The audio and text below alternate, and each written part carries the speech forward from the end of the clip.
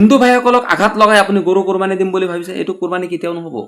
আসসালামু আলাইকুম, নমস্কাৰ, মই আব্বাছ। আপোনালোকৰ ওচৰত আহিছোঁ এটা গুৰুত্বপূৰ্ণ ভিডিঅ' লৈ। আপোনালোকে সম্পূৰ্ণ ভিডিঅ'টো শেষলৈকে চাব বুলি মই অনুৰোধ কৰিছোঁ আপোনালোকক।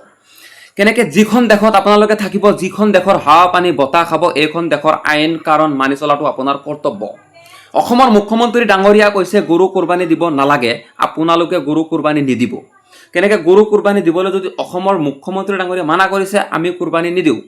আৰু যে আপোনাৰ গৰুৱে খাব লাগিব, ইয়াৰ কোনো ক'তবা হেৰি নাই বোলে গৰুৱে যে খাব লাগিব, কোনো কথা নহয়। আপুনি বেলেগ জীৱ জন্তু খাব পাৰে, আপুনি বেলেগ জীৱ জন্তু কৰক। আপোনালোকে কিয় নোখাব লাগে গৰু মাংস? গৰু মাংস নাখালে কি মানুহ জীয়াই নাথাকে নেকি? মানুহ কি মৰি যায় নেকি? মই কিবা বেমাৰৰ কাৰণত মই গৰু মাংস নাখাওঁ, মই মৰি গৈছোঁ নেকি? নমৰা নহয়।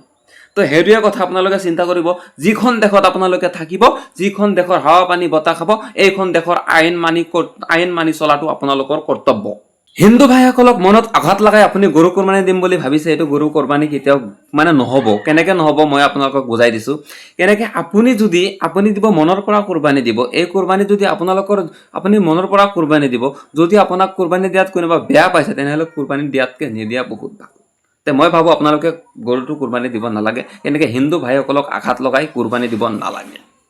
বুজি পাইছে আপোনালোকে? কোনেও নিদিব। কেনেকৈ যিখন দেশত আপোনালোকে আছে, এইখন দেশৰ আইন কাৰণ মানি চলক।